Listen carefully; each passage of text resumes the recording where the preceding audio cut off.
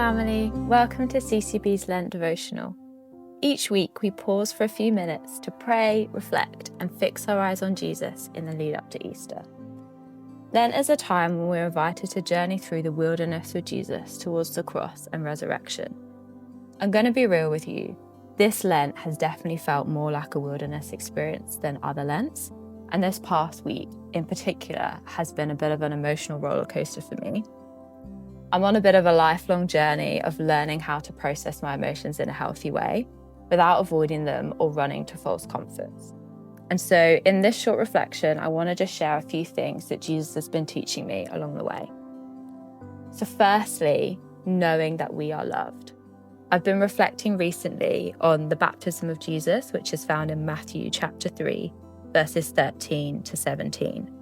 And how right at the start of Jesus' ministry, before he's even done anything, before he's healed anybody, before he's prayed for anybody, before he's led anybody to God, the Father speaks over him this affirmation of, "This is my Son, whom I love.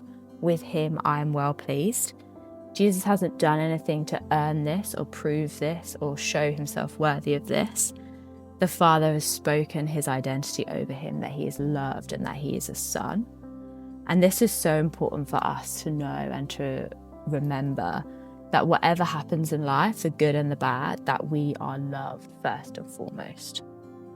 Secondly, the importance of running to Jesus first before we turn to any other worldly comforts. Often in Lent, people choose to give up things that have been a distraction or a false comfort, and instead choose to fix their eyes and their hearts on Jesus. This Lent, I've chosen to give up sweet treats, although I've allowed myself a few grace days for the church bring and share lunch and for Mother's Day, enjoying some nice puddings.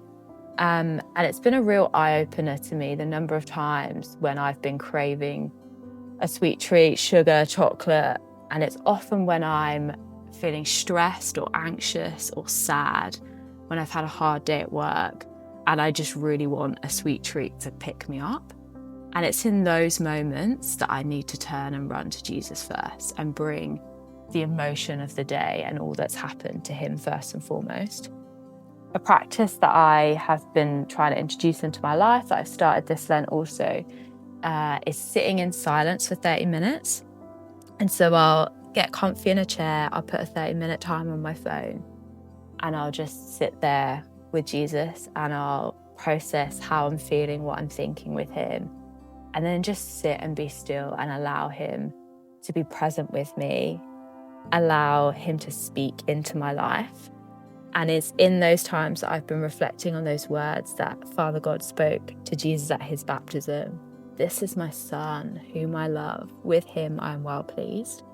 And I've switched son for daughter and been hearing those words as if God is saying them directly to me. "This is my daughter, whom I love. With her I am well pleased." And honestly, the first time that I did this a couple weeks ago, it felt so weird hearing those words, and I was really struck by, do I actually believe them? Do I actually trust that this is true? Do I trust the voice that speaks them over me?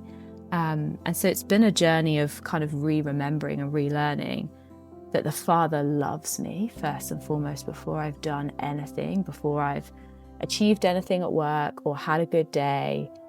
I am loved, and that is the place that we begin. And then finally, asking for help. We aren't called to do this Christian life on our own. It's not just meant to be us and Jesus and nobody else, but we are given church family, church community, Christian brothers and sisters to do this life with. And we see that in Jesus's ministry, how right at the end, when he's nearing towards the cross and he takes his disciples with him to the Garden of Gethsemane, because he doesn't want to be on his own in that time when he is in such great anguish and sorrow about whether there's any other way but the cross. And he's saying, "Not my will, but yours be done, Lord." And he wants his closest friends there with him to pray and intercede with him. And so it's so important for us to have the wisdom to exercise when we need to reach out and ask for help. And like earlier this week, I was having a particularly difficult start to the week, and I just reached out to a friend and said, hey, like, I'm not having a great day, like, can you come over and just like be with me, come and hang out? And she came over and we sat and chatted and prayed, and just having someone present with me in a really difficult time was so precious. And that is the gift of Christian community. And so I want to leave you with those three things. Like, firstly, you are loved. You are loved by the Father before you've even done anything, said anything. Whatever life throws at you, you are loved first and foremost. And secondly, run to Jesus first, not to any other worldly comfort. Throughout Jesus' ministry, he regularly took times to be by himself, to be with the Father, to pray, to strengthen himself. And then finally, ask for help when we need it. We're not called to do this life on our own. We have the gift of community to reach out and say, hey, I'm really struggling. Will you pray for me? Will you come and sit with me? Will you come and, just hang out with me, be present with me? I hope that's an encouragement. Have a blessed week.